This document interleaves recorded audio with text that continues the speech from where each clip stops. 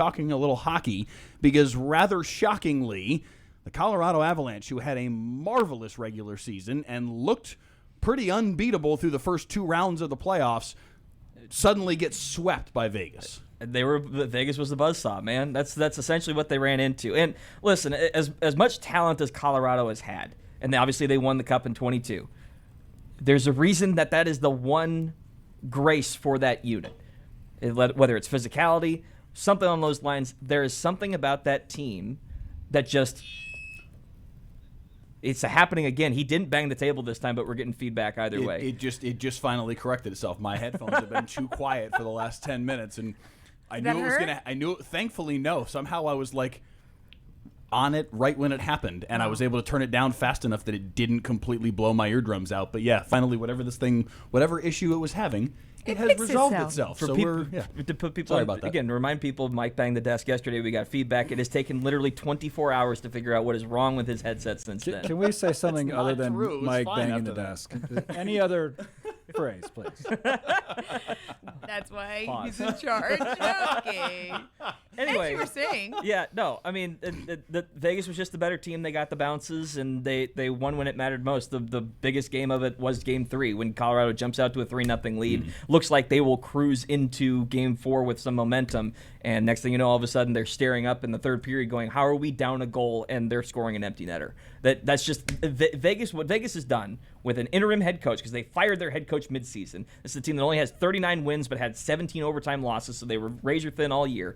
This team has had a lot of talent for the last couple of years. This is not like, the Flyers going on a magical run.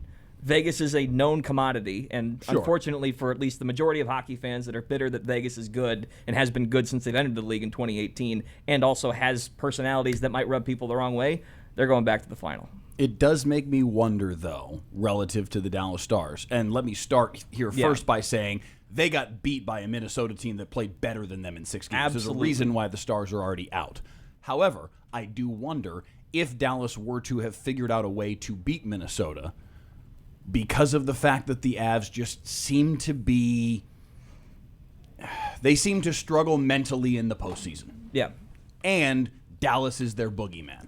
Could the Stars have beaten them in the second round if that ended up being the matchup? Right. Whether it's mentality or whether it's just something missing. You know what I mean? It can waver on any of those kind of facets. The point being, though, sometimes that's how hockey works. You know what I mean? It's a bounce. Yeah. That's all it is. So I wonder where Stars fans are concerned. How much do they what's the best way to put this?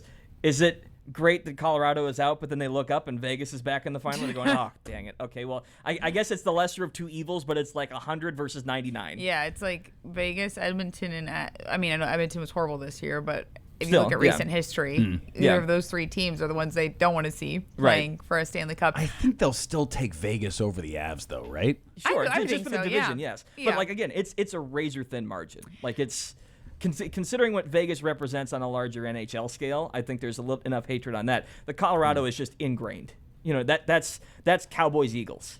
Yeah. That's why. I just go back to the Stanley Cup playoff format. Like, Yes. how do you have a team? I mean, we went through this before the show began. How do you have a team who has Vegas's win total, Vegas's point total on this season? And yeah, you pointed out the overtime losses, which plays a factor in that. But A team with 39 wins. they say that it's the hardest trophy to win in sports. You have a team in the Avs who were the best team in the NHL all season long.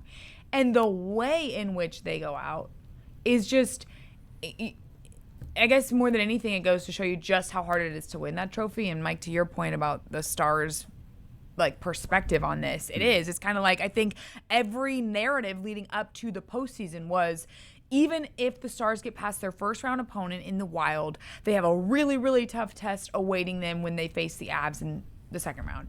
And now it's, it just goes to show they're only left with more what ifs after this disappointing end of the season. Instead, Vegas, a team who should have been, if it was a 1 through 8 seeding, Which should is have what been I'm the looking 4 up, yeah. seed. Instead, they faced the Mammoth and the Ducks. to Right. get to the Western Conference Final, a vastly different path. And just to put that in perspective, the Mammoth would have been the 6th seed. They'd have played the Wild in the first round. The Stars would have gotten either the Ducks or the Kings based off of this. Yeah.